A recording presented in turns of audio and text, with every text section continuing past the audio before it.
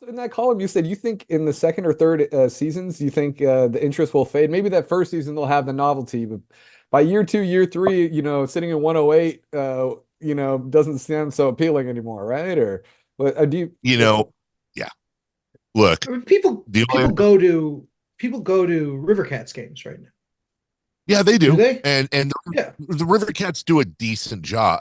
Well, let me back that up. The River Cats do an amazing job. The Republic, the USL team, do an amazing job. They just had 12,000 people out there on a Tuesday night Wow. last night to play the Seattle Sounders in the U.S. Open Cup match. Like, this is no disrespect to the River Cats, to the Republic, of course, and it's not even a disrespect to the Kings. Look, the Kings are going. They're very good at what they do. They're going to market the hell out of this thing. They not only do they own the Kings, but they also own the River Cats. So when you talk about are people going to go to River Cats games, that's the other thing.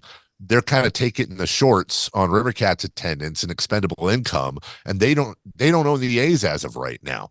And maybe you could say Vivek's play is to just get in there and then eventually convince John Fisher, not just to sell the A's, but we were talking last week on the show. Maybe there's a Godfather offer where Vivek or a group goes to John and says, "Hey, look, dude, you don't want any part of this anymore. Why don't we just do this? We'll give you $3 billion.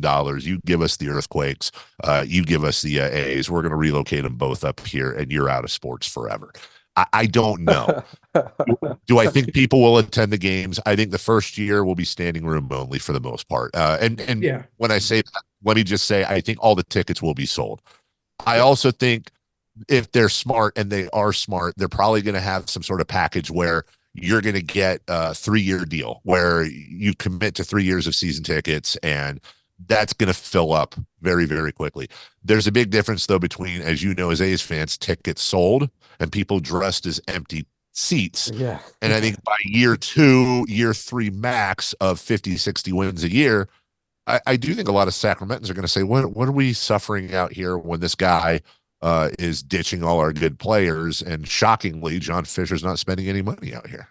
Another thing, yeah, I mean, a whole nother thing too, I guess, is with Vivek, if he does want to make that huge offer, but according to Google, he's only worth like 700 million. I say only, as Right, I get it. when it comes to sports owners, I mean, Fisher's worth 3 billion, I think, by comparison. I mean, where would this money come from? I mean, he would have to have some major heavy hitters on board with him, right? Because I know people say, "Oh, Vivek can just buy the A's," but he needs a lot of support, right? I mean, He does. He does. And he'd have to have an ownership group. Much like the Kings, who I think when they when the Kings ownership group bought here from the Maloofs, I want to say they had upwards of around 30 people that were a part of that group that former Mayor Kevin Johnson put together. It would be roughly the same thing. Now, keep in mind, when the Kings sold, it was for a then record $535 million just 11 years ago. The team's worth $3 billion now. Those investors have seen 6 times their money.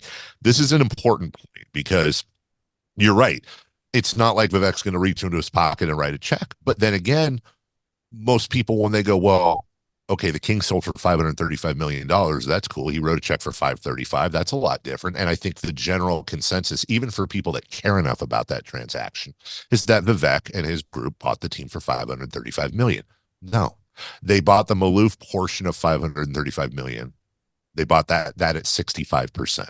So they bought roughly, their share was like 350 and change $1 million for the majority ownership. Everybody put in their own money.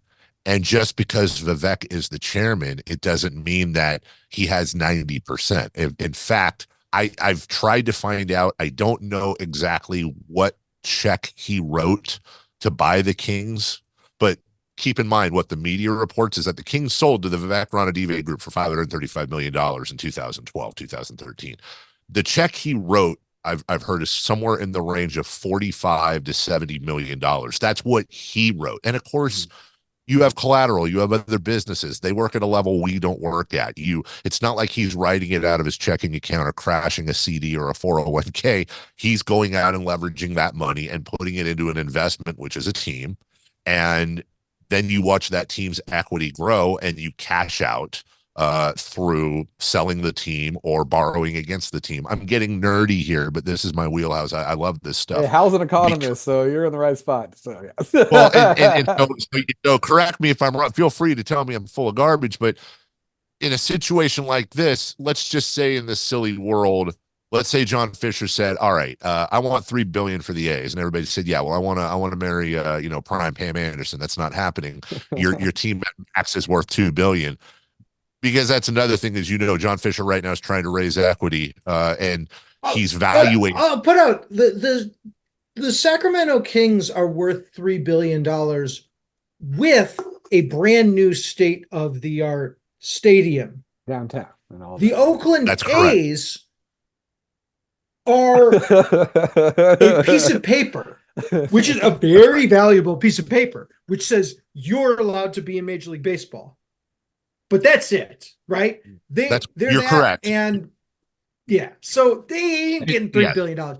But I also wonder if someone like Vivek, who's had a lot more, I think everyone, John Fisher's investment has also climbed and increased in value, but despite what he's done, it seems like Vivek's and the Kings have increased in value partly just because every NBA team has increased, but also largely because of what they've done to the team. So I have a feeling that if he would have a lot better and easier ways to find co-owners. I mean, he already has all those co-owners. John Fisher has 0 co-owners right now. So, I You're think 100% right. yeah, he's going to be able to find people, who are thinking, yeah, I'd like to give my money to Vivek to run this team. Where I don't know, it seems like nobody is willing to give money to John Fisher, which it just breaks my heart. No, it's about partners, and when you're somebody who has a vast amount of wealth, just think of it as putting bait on a hook, and what pond do you want to fish in, and how can you get the best return on your investment. Now, there's no question that Major League Sports in America right now are a tremendous investment. We can just point again to what the Kings have done since they sold, and they're 6x what they were right now. I think it's also important when you understand just how bad John Fisher is at this. If you believe reports, he's trying to raise this equity. He's valuating the team around $3 billion, whereas most would valuate it around 2 at best, if not below that. And here's something that gets missed a lot in these reports. The Oakland A's are worth 2 billion, 3 billion, whatever number you want to put on it. They're worth what they sell for, but there's a difference between buying equity in a team and buying controlling equity in a team. Sure. When you buy controlling equity in the team, those are the prime shares that are worth the money. When you buy, if the three of us if we were rich and we were going to pool and say, let's go in 10%, we're going to go in 10% on the A's or the Kings or the Knicks or the Lakers. We're glorified season ticket holders. Our 10% is there to go up, like investing in an Airbnb, to go up with the market, but we don't get to make decisions. We get a yearly family event at the Coliseum or the park where our kids get to play with the run the bases, and by the way, when the team wants to make an investment like in real estate or upgrade the scoreboards or do God knows whatever, they have what's called a cash call. And if we own 10% of the club, we're required to put money in. You have to put money in, and you can't, or you lose your shares. That or then the owner or one of the owners can pay your cash call, and they then get that percentage of your equity. So it's a lot of mathematics. The point is, John Fisher's trying to sell something to people that it's false. It's not that. So Vivek isn't stupid. Vivek is incredibly smart at this stuff. So for him, and again, I don't know that he's doing this, but I'm just saying I could see this on the chessboard. He's going, okay, I'm going to have no problems raising an ownership group because I just raised one 10 years ago and I got them 6 times their money. And I can show you graphs on these baseball teams where it's doing nothing but going up on your investment. Raising the money is not the issue. The issue is getting John Fisher to sell.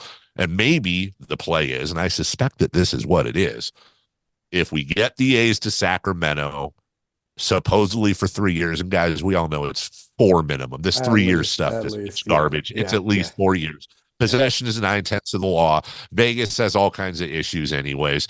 Maybe Vegas falls through. John Fisher throws up his hands, and Vivek's right there saying, well, I'm glad you did that, by the way, and here we go.